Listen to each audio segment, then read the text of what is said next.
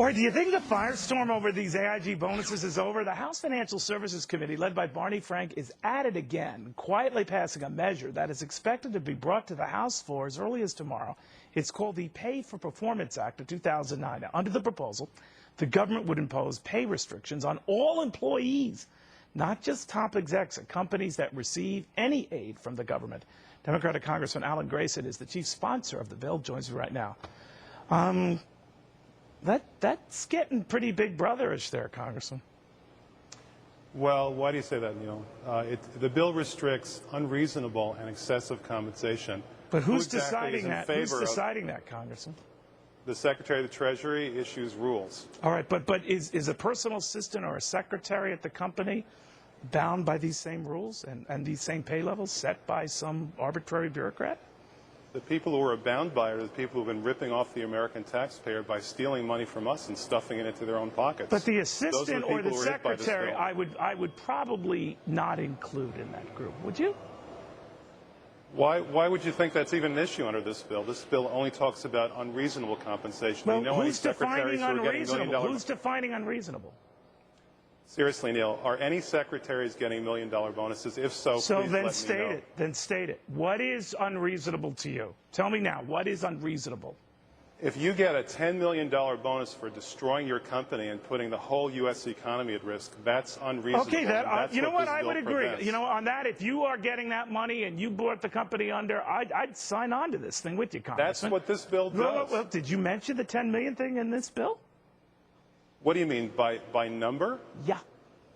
No, because that would say that $9,999,990 Did you give me a range? And we are not saying that it's okay. Is there a range in this? No, the Secretary of the Treasury is going to establish the ranges. But do you see where this is going, Congress? I know your intentions are good, but what you're doing here is putting Congress in the role of determining what is okay and what is not okay, what compensation is excessive and what compensation isn't. Who's to say that this 10 million figure, well, you didn't even give me a range. Neil, that's just wrong. We can punish bad people without punishing good people. That's what the law does every single day. You're not even telling me what this law includes, Congressman. No, I think I did.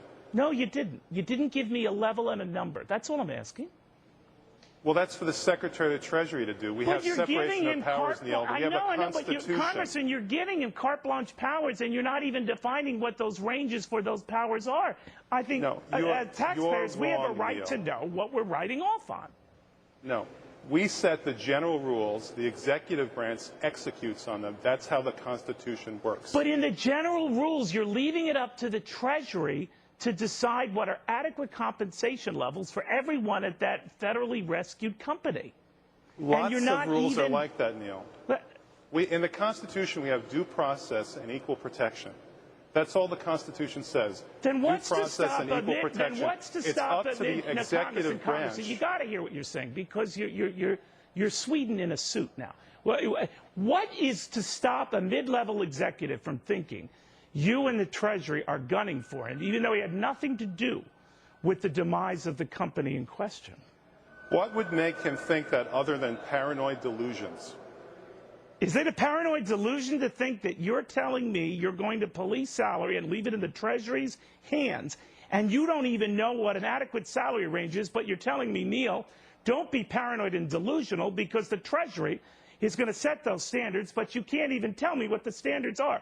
Who's delusional, Congressman? I'm telling you that laws are like that all the time.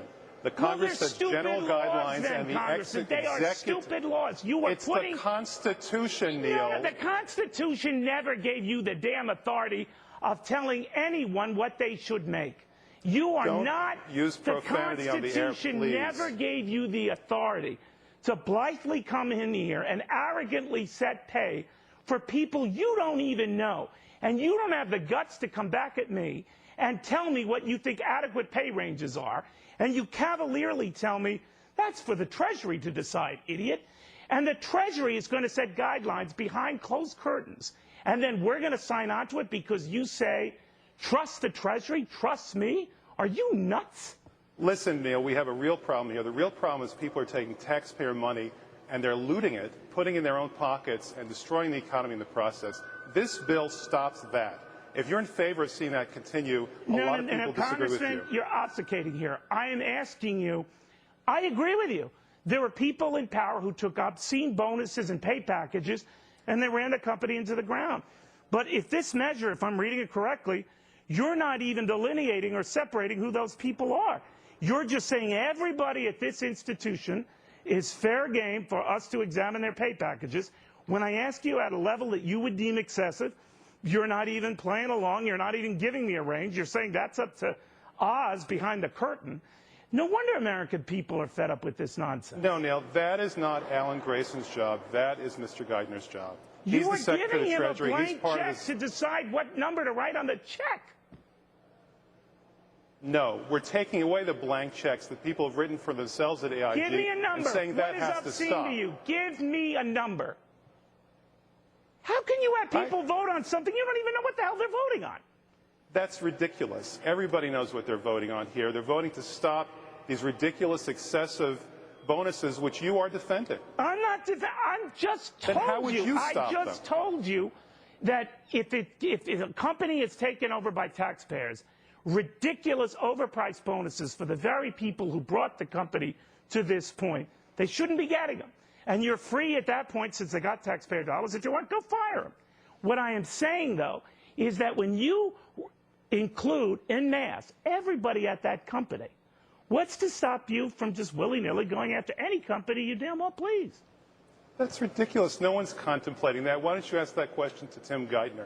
Do you think he's going to say a secretary can make no more than $5,000 a year? I don't know. That's because absurd. You know what? This is a paranoid fantasy. I will ask him, because you don't answer a simple question.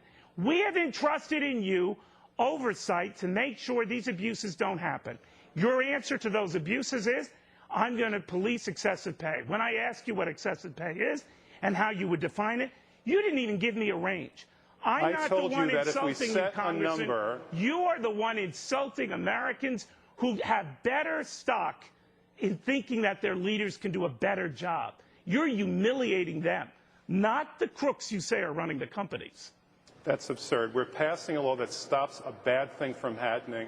You're creating this parade of horribles that will never happen.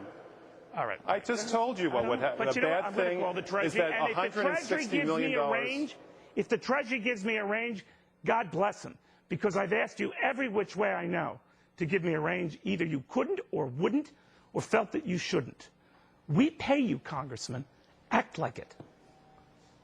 Neil, I'm not the one using profanity on the air. I'm not the one interrupting the guests to show incredible rudeness on the air. I'm simply the one trying to answer your questions and make America a better place. I'll tell you when I'm rude to guests. When they don't answer a question, all taxpayers have a right to know. That is when I'm rude. Well, you're being very rude. So be it. We'll have more after this.